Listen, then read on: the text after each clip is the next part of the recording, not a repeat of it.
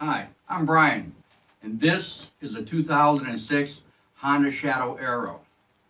Now, with the Honda Shadow Aero, a short, round guy like me has to sit forward just a little bit to put his hands on the grips.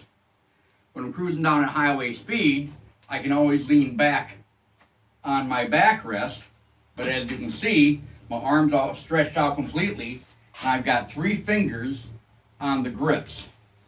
So what I want to do is I want to add a riser. Now, riser is a device you put on your handlebars that lifts and pulls back the handlebar. But the problem with the Shadow Aero in the early years, and I think they started in 2004, is this double down bar right here. They do not make a riser for this setup. And to be able to change out, you have to buy the $140 risers plus a $150 handlebar. Then if you come up too far and back and your cables tighten up, then you're spending another $100 or more on cables. So to have a riser on this motorcycle, pardon me, that's my air horn.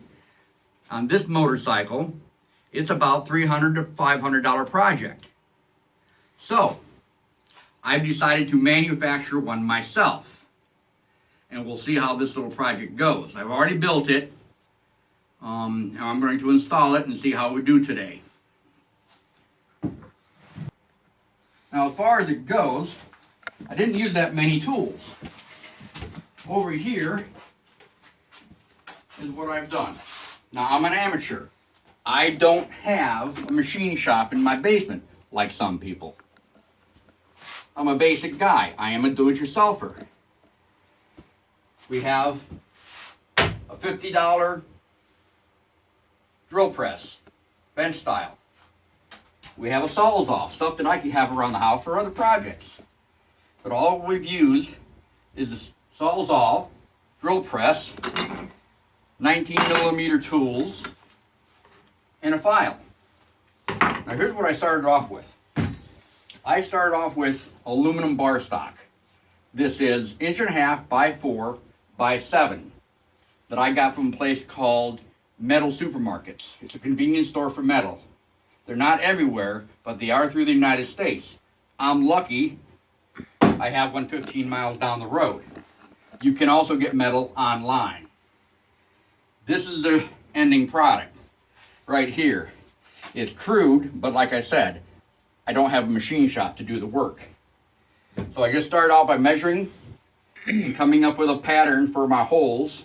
It took me 3 times to get it right, and then I just went ahead and transferred it onto the bar stock itself.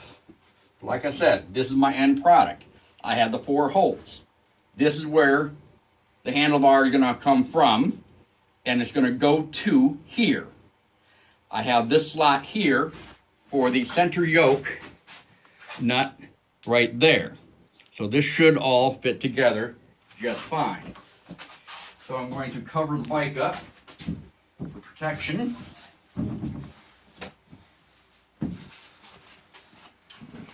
Bars out.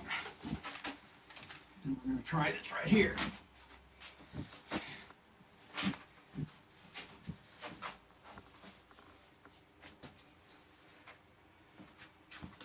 Place my nook where I can get them.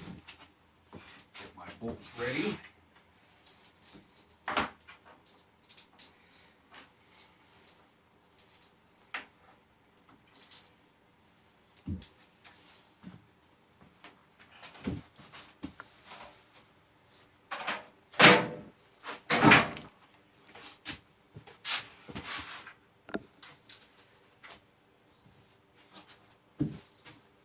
Right.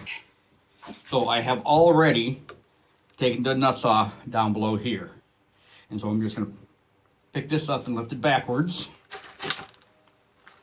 Like this. Now I'm going to go ahead and install the riser block on the handlebars first.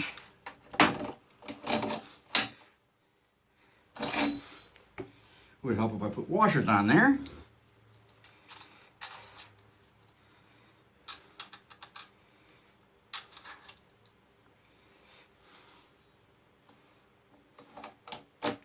Just like that. Good match, no slop. I'll go ahead and get my nuts here.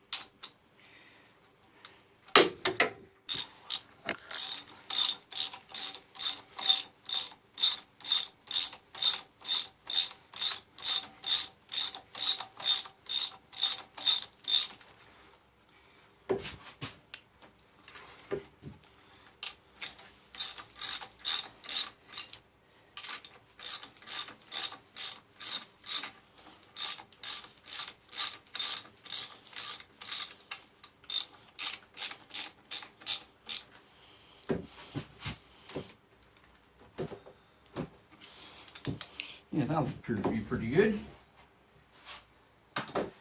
Now I'll get my other bolts ready. We have a washer for the top, and I just put that thing upside down. That's not the direction I wanted to go with it. This is the bottom.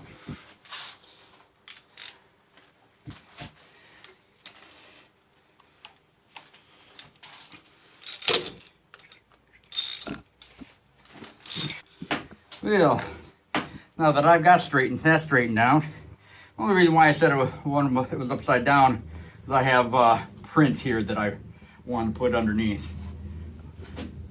So our next thing is to have the bolts ready, washer.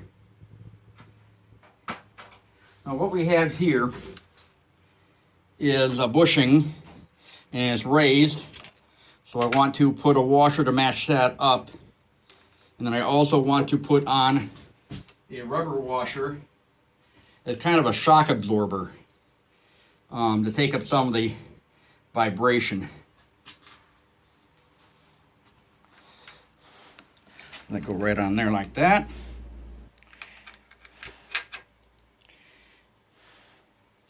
Like that there.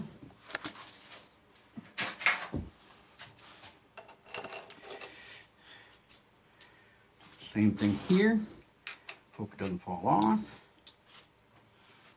We'll be okay.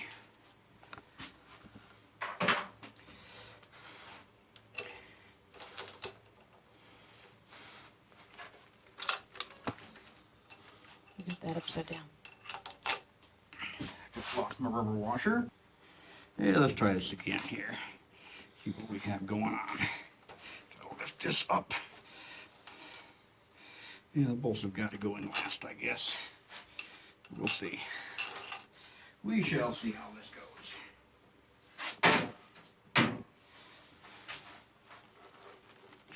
There we go.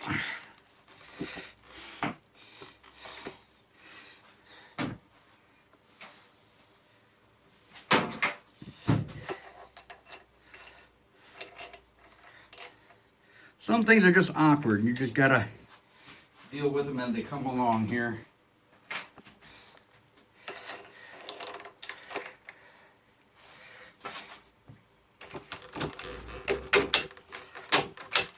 There you go.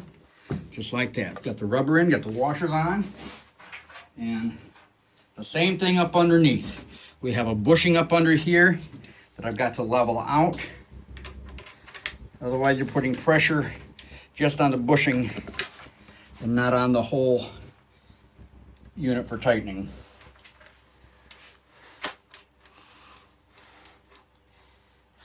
There we go. Got that nut on there.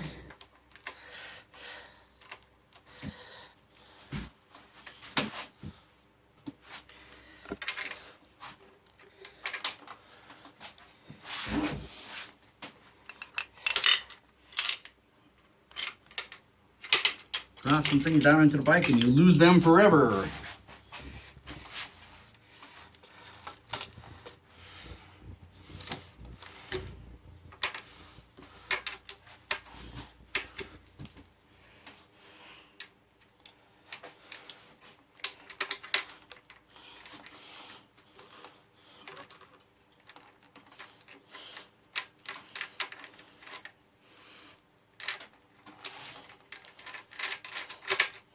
There we go.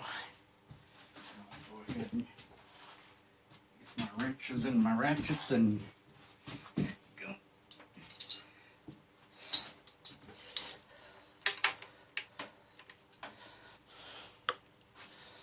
We should get the large end. There you go, 19 millimeter. Now this is a 12 millimeter bolt by 100. That's the size that'll fit just fine.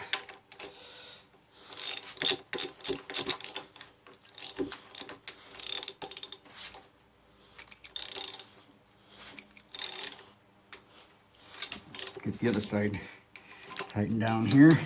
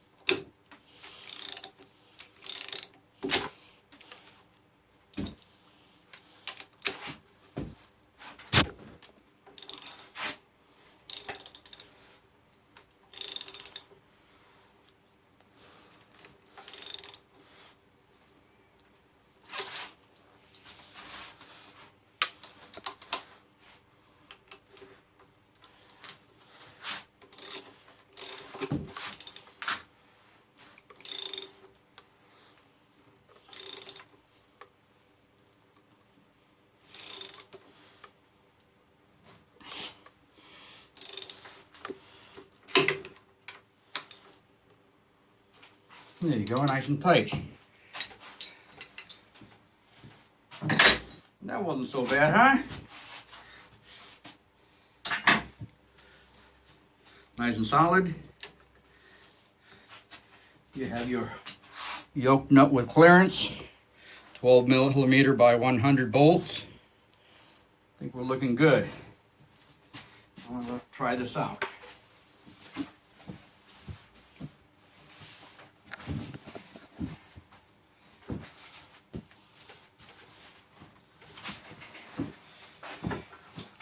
Oh, there we go. Look at this.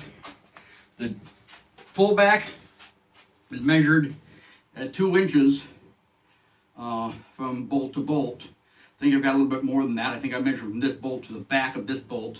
So I might have 2.5 inches, just about. And here I am. I have my back up against the backrest. Remember the 3 fingers I had with my arm stretched out?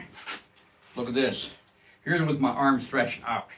Here my arms are bent, my hands are full on the grip, and this will be just fine. I have to put my amplifier on the speakers, put my Batwing fairing on, because that's how I cruise, and we'll take it out for a test run. So we'll see you in a little while.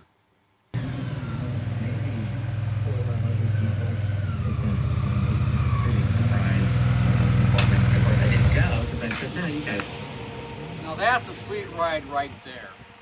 It's pulled back, my arms are bent, less wear and tear on my shoulder. This is going to work out all right. Now this was a $30 fix. I did use another $10 worth of blades. Altogether, with some of the mistakes I made, probably $50. But the materials alone, with the bolts and the block, it was a $30 project. And I'm all set up to ride.